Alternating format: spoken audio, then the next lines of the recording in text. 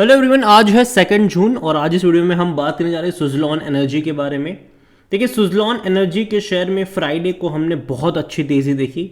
5% का upper circuit हमने यहाँ पर देखा और कल एग्जिट पोल भी आए थे जहाँ पर भैया बीजेपी को क्लियरली 350 से 400 सीटें मिलती हुई नज़र आ रही है और उसका भी एक अच्छा इम्पैक्ट जो है वो कल जब बाज़ार खुलेगा तब देखने को मिल सकता है।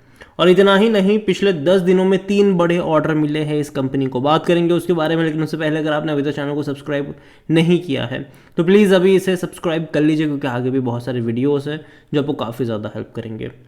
तो 47 रुपीज़ का शेयर है सुज़लॉन का। 5% की तेज़ी ज़रूर आई थी। एक महीने का अगर हम ग्राफ देखें तो बेहतरीन रफ्तार है।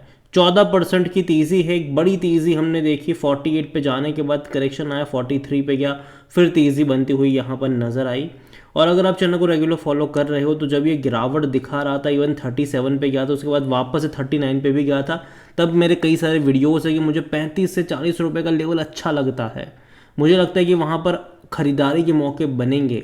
अब ये पहले की तरह ख़राब कंपनी नहीं रही, फंडामेंटली इसमें काफ़ी अच्छा इंप्रूवमेंट आया है पिछले कुछ टाइम में। और दोबारा जब खबरों का बाजार गर्म हुआ तो वापस से एक बड़ी तेज़ी भी यहाँ पर देखने को मिली। अभी जो लेटेस्ट तीसरा जो बड़ा ऑर्डर इनको मिला है वो ऑयस्टर ग्रीन हाइब्रिड की तरफ से यहाँ पर मिलता नज़र आया है। यहाँ पर अगर आप देखोगे तो Suzlon energy has won it's first order from oyster green hybrid private limited की तरफ से इनको मिला है। तकरीबन 26 विंड टर्बाइन इनको सप्लाई करने हैं। 3.15 मेगावाट की कैपेसिटी हर एक की रहने वाली है और कुल मिलाकर अगर आप देखोगे तो 81.90 मेगावाट की कैपेसिटी वाले टर्बाइन है ये। और ये इंस्टॉल होंगे मध्य प्रदेश आगरा में इंस्टॉल होने वाले हैं ये। और यहाँ पर अगर आप देखो तो electricity generated from its this project will be supplied to the commercial and industrial establishment used under the captive model। तो देखिए, आने वाले टाइम में मैं पहले ही बोल चुका हूँ कि बहुत बड़े पैमाने पर विंड एनर्जी का इस्तेमाल होने वाला है। और अगर आप देखोगे तो order is from Suzlon largest rated 3.15 megawatt का जो S144 एंड 140 टर्बाइन जो है उसकी सीरीज़, मतलब ये टर्बाइन के नाम है सीरीज़ वाले, ये टर्बाइन है। और ये तीसरा बड़ा ऑर्डर है पिछले 10 दिनों में। अगर आप देखोगे तो इससे पहले भी उन्होंने तकरीबन 402 मेगावाट का ऑर्डर जूनिपर ग्रीन एनर्जी की तरफ से सिक्योर होता नज़र आया है। और तो और आदित्य बिरला ग्रुप की तरफ से भी इनको सबसे बड़ा ऑर्डर मिला है 550 मेगावाट से भी ज़्यादा का। तो ये बड़े 2 ऑर्डर थे जिसके चलते शेयर में भी तेज़ी आई। और जाहिर सी बात है, जब इतने बड़े ऑर्डर इनको मिले हैं तो आने वाले टाइम में अच्छी चीज़ें होती नज़र आएगी यहाँ पर, जो कि अच्छी बात है, अच्छी बात है। यहाँ पर अगर आप देखो तो for financial year 2024 Suzlon did deliver worth 710 megawatt while operation and maintenance continue to be significant part of the business. यहाँ पर अगर आप देखो तो ऐसा नहीं है कि इनका काम खत्म हो जाता है सप्लाई करने के बाद, मेंटेन करने का काम भी इन्हीं के पास रहता है, वो भी ऑर्डर इन्हीं के पास रहता है। यहाँ पर ब्रोकरेज फर्म नुवामा ने यहाँ पर बाय कॉल जनरेट करा था। 53 रुपीज़ का टारगेट भी उन्होंने यहाँ पर दिया है। मुझे भी लगता है कि 50 से 55 पे जाएगा, उसके बाद एक प्रॉफिट टेकिंग यहाँ पर ज़रूर आएगी। और जैसे कि एग्जिट पोल में भाई साहब बीजेपी को क्लियर मेजोरिटी मिलती नज़र आ रही है, उसके चलते कहीं ना कहीं कल जब बाज़ार खुलेगा तो एक अच्छे खासे प्राइस पर, मतलब बाज़ार अच्छा परफॉर्म करे तो जाहिर सी बात है ये भी उसके साथ चल ही लेगा। यहाँ पर वॉल्यूम्स अगर आप देखोगे तो भाई साहब बड़ी क्वांटिटी में ट्रेडिंग हुई थी फ्राइडे को। 11 साढ़े 11 करोड़ तक के शेयर ट्रेड होते नजर आए थे। और तो इसका जो मार्केट कैप है वो 65,000 करोड़ के आसपास का देखने को मिल रहा है। सुज़लॉन को लेकर अगर आप देखो तो according to money control user बेचने की बात कोई भी नहीं कर रहा, मैं भी नहीं कर रहा हूँ। 50% लोग कह रहे खरीदारी करो, 50% लोग कह रहे होल्ड करो यहाँ पर। और जहाँ तक बात करी है कंपनी को लेकर तो देखिए, कंपनी जो है वो रिन्यूएबल एनर्जी में है, विंड एनर्जी सोल्यूशन प्रोवाइड करवाने वाली ये कंपनी है। काफ़ी अच्छी इसकी कैपेसिटी भी है, ठीक है, काफ़ी अच्छी इसकी कैपेसिटीज़ भी है और ये लगातार अपनी कैपेसिटीज़ को बढ़ा रहे हैं। इनके जो क्लाइंट है वो इंडिया में भी है और इंडिया के बाहर भी है। ग्लोबल इनके कई सारे क्लाइंट्स नज़र आते हैं। 17 देशों में इनकी प्रेजेंस है, 14 इनकी मैन्युफैक्चरिंग यूनिट्स है और 8 R&D facilities across the world में देखने को मिल रही है।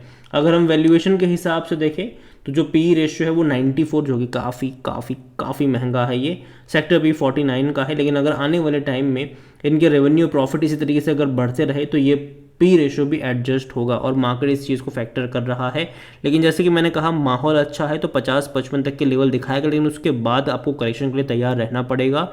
और स्पेसिफिकली मुझे लगता है कि अगर बीजेपी की गवर्नमेंट बन भी गई तो भी जो 4 जून के बाद 2-3 दिन तेज़ी कंटिन्यू रहेगी उसके चलते, लेकिन उसके बाद एक प्रॉफिट टेकिंग भी दोबारा ज़रूर आएगी। 100% एनालिस्ट कहते हैं खरीदारी करो। फिनेंशियल्स अगर आप देखो तो लास्ट क्वार्टर के नंबर अच्छे नहीं थे उतने ज़्यादा, अगर आप कंपेयर करोगे तो आपको अच्छे लगेंगे, लेकिन एक्चुअली में जो ब्रोकरेज की कमेंट्री थी कि इनके रेवेन्यू 2500 करोड़ से ज़्यादा के होंगे, प्रॉफिट इनका 300 करोड़ से ज़्यादा का होगा, तो वो यहाँ पर फुलफिल नहीं हो पाया। जो एस्टिमेट करा जा रहा था वैसे नंबर्स नहीं आए, जो कि नेगेटिव था इनके लिए।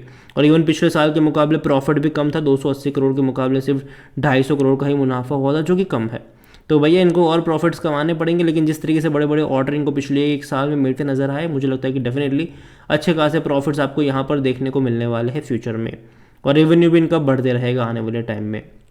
शेयर होल्डिंग को लेकर देखें तो नेगेटिव चीज़ ये भी है कि प्रमोटर की होल्डिंग वैसे भी बहुत कम है, 13.29% की। एफआईएल्स लगातार खरीदारी यहाँ पर कर रहे हैं, 10.88% से खरीद कर ये 19.57% पर आ गए, वो भी सिर्फ 2 ही क्वार्टर में। म्यूचुअल फंड गेम खेल रहे हैं, पहले खरीद रहे फिर बेच रहे हैं।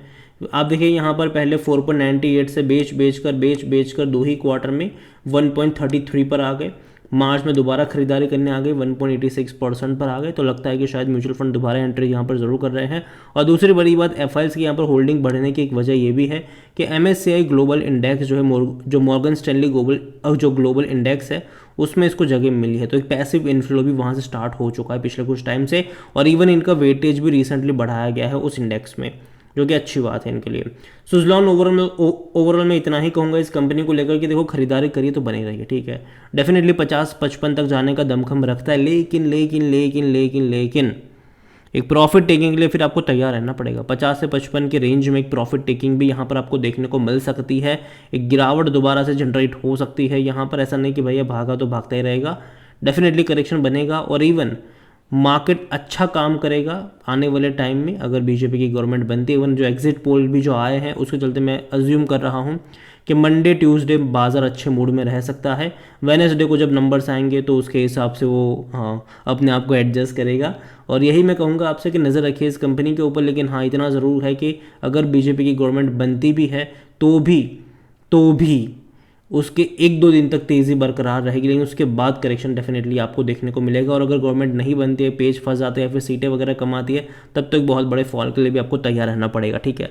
तो काफ़ी कुछ डिपेंड करता है, आप नज़र रखिए इस कंपनी के ऊपर। ख़राब नहीं है, लेकिन हाँ थोड़ी सी सावधानी बरतने की ज़रूरत है। और जिनके पास है वो होल्ड करके चलो, मतलब लॉन्ग टर्म के लिहाज से मुझे ख़राब नहीं लगता है। डेफिनेटली पोटेंशियल है इसमें लॉन्ग टर्म के लिहाज से, लेकिन हाँ बाय ऑन डिप्स का अप्रोच रखेगा, किसी एक लेवल पे बहुत सारे शेयर्स नहीं। अगेन ये मेरा पर्सनल ओपिनियन है, कोई भी इन्वेस्टमेंट एडवाइस नहीं है। ये वीडियो को यहीं पे एंड करता हूँ। पसंद आया हो तो लाइक करो, शेयर करें। चैनल वगैरह पहली बार है तो प्लीज़ सब्सक्राइब करें। और सुजलॉन एनर्जी के बारे में आप क्या सोचते हैं वो भी आप मुझे कमेंट में लिख के बता सकते हैं। Thank you.